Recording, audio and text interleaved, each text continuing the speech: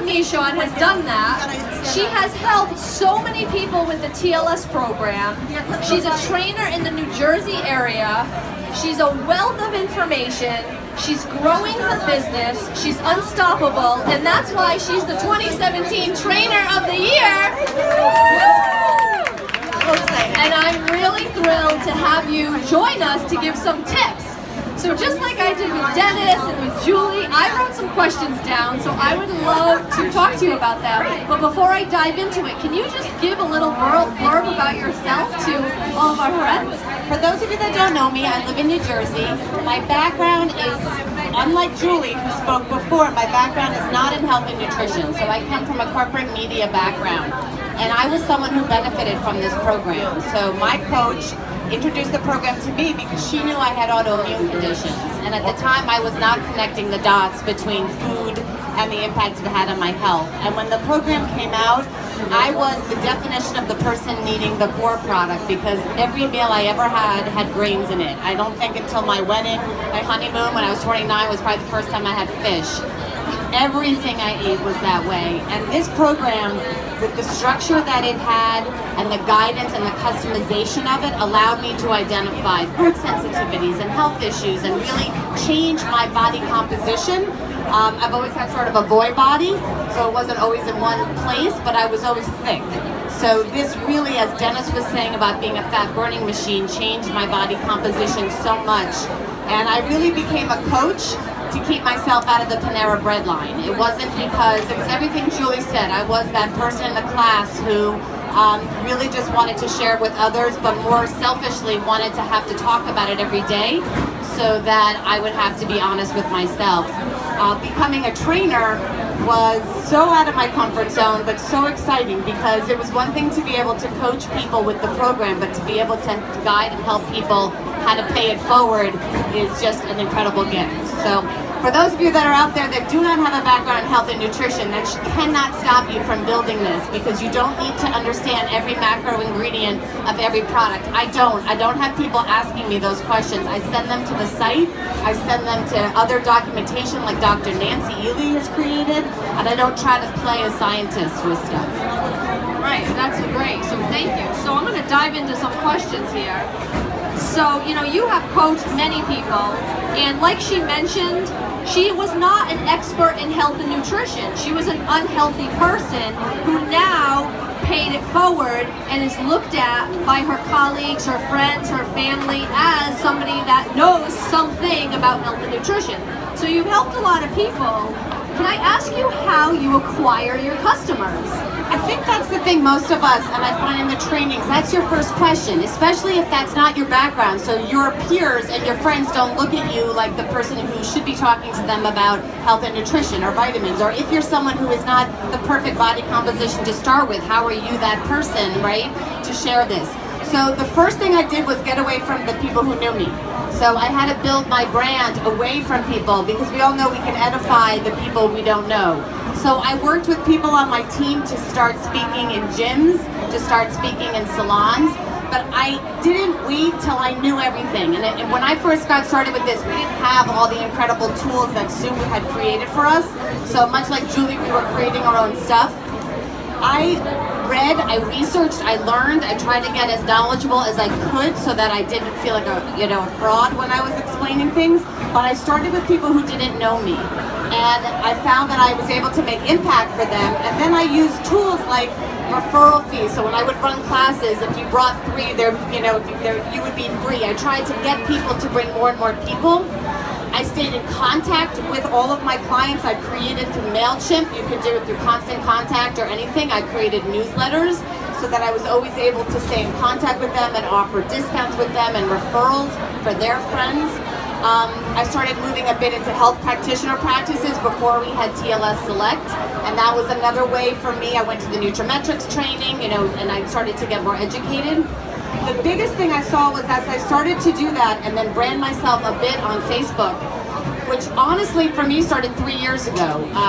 I started doing monthly Facebook groups. So Julie was talking about how she does a lot of stuff through free conference call. I found that I was super busy. I have busy kids, a traveling husband, And Facebook groups were amazing for me, and it was a way for me to organically reach my network who didn't totally know that that's who I was. They kind of knew, but not completely. And I started doing monthly Facebook groups. It was basically the 21-day program before there was the 21-day program, so thank you for providing a kit for me. And what I found with that more than anything was word of mouth. So because I kept presenting it every month, and I was consistent with it, so much like Julie said, that JR said about the McDonald's, bad analogy, but you don't just open it when somebody wants a burger. Sometimes I run groups for one person because I think I could cultivate, maybe we'll talk about this, but to cultivate them as a prospector, because I think, you know, wow, they own a gym and maybe they could lead me somewhere. So I've taught some, you know, small classes just for that, and I've run Facebook groups for one person just because I want to stay consistent every month. So I guess in the 2-second or less version, it's potentially start with who you don't know, so you can build your brand, and then have those experiential, you know, testimonials be what helps you get to your warm market, if you even want to go into your warm market. And those are two great tips, because on one end we heard from Julie, who did not have success with Facebook groups, and then we hear from you, who had tremendous success. So it's up to you guys to find your fit with it all. The thing I have found continually amazing about the Facebook groups is people who I don't think are looking at my monthly posts, and I've figured out a timing for how often to not bombard people.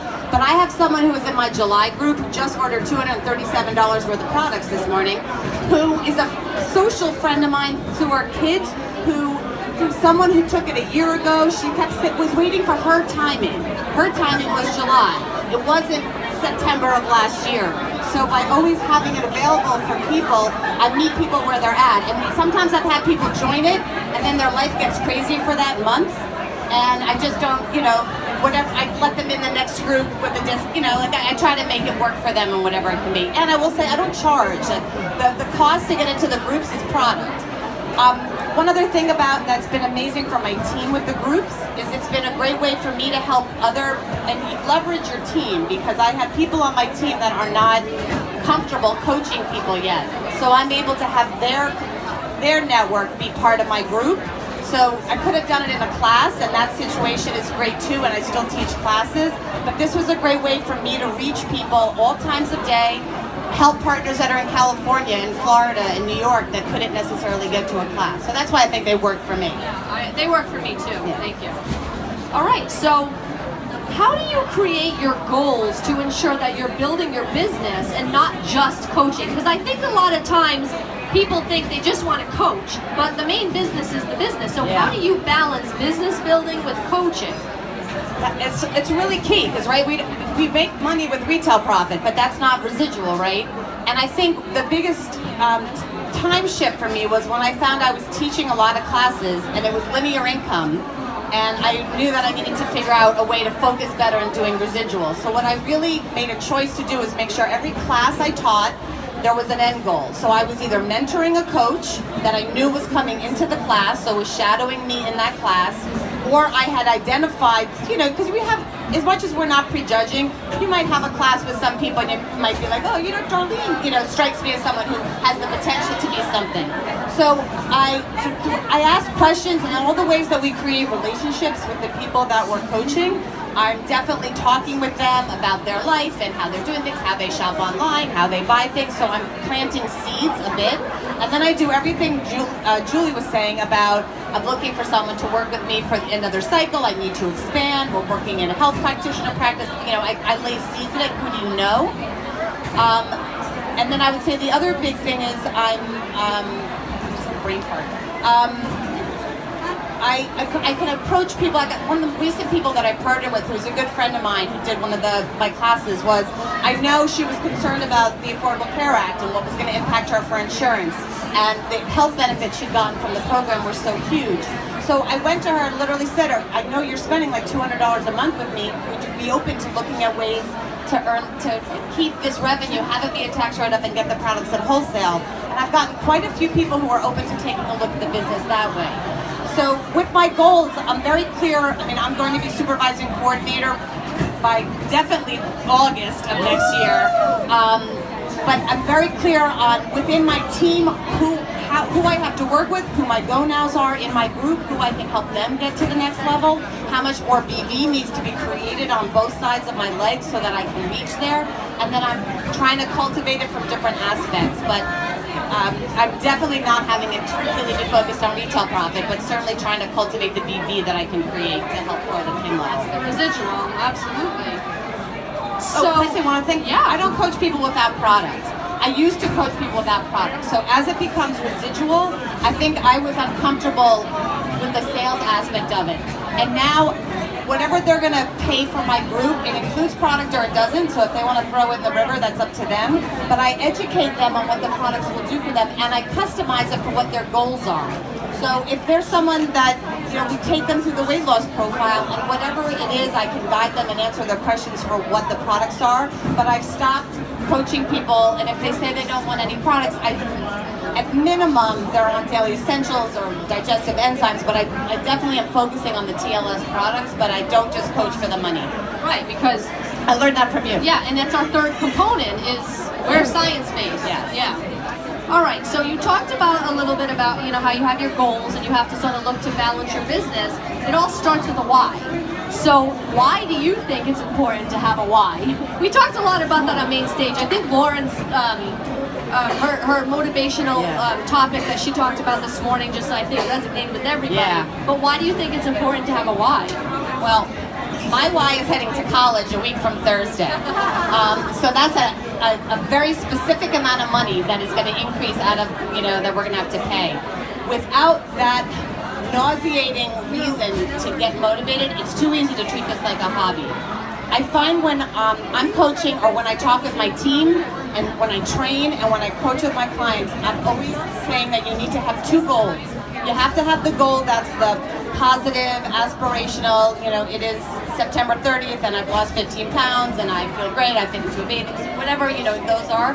But you have to be so clear about the alternative if you don't show up for your goals. So on a health end of it, it can be very important to say, if I don't follow this program, my blood sugar levels are going to skyrocket, or I'm not going to be playing around with my grandkids. With the business, I can very simply say, if I don't get to this pin level, where is that money going to come from? So I think you have to have both the fear goal and the positive goal and the aspirational goal. But without that, I don't know how anybody would get out of their comfort zone to do any kind of anything, let alone this business, which for all of us, I think, in some degree is out of our comfort zone, right? Yeah, the bigger the why, the harder you try. Absolutely. And I believe that. You said that right. Fear, we talked about that this morning. Forget everything and run, or, oh gosh, what was the rise? I forgot the first thing. Face everything and rise. And I think that's the biggest thing, and you just hit the nail on the head saying, where's that money going to come from? Yeah. Because then you have another son coming up the Yeah, pipeline right to go to behind. college. Yeah. That's the pain. And we know that you're going to work hard to get there because of the pain. And if we don't have a really clear, defined why, it's going to be a hobby. And then you're going to leave the business because you're going to say, this doesn't work. Well, of course it works. You're not working it. And I will say, when my goals were, my son's going to college, that motivated me this much. When we knew where he was going, what the bills were, when I could really visualize it, it shifted the goals. So it's getting in the car that you want to drive. It's not just saying, we all want more money, we all want more time. You have to be able to identify it. All right, Jess, I have one more question before we get back into the rest of our day here. So we talked about goals, we talked about why. How important is it to have a what is it? And we'll talk about it for TLS. And what are some of the what is it's you may use? Okay, so that's a great question, and we do, right? And we need to practice it and be comfortable with it to have a little bit of an elevator pitch. So knowing that I'm not discussing this in a give and take, because in general, I think whatever you're saying needs to be some kind of give and take, so you're not just vomiting 2 minutes of what you're saying.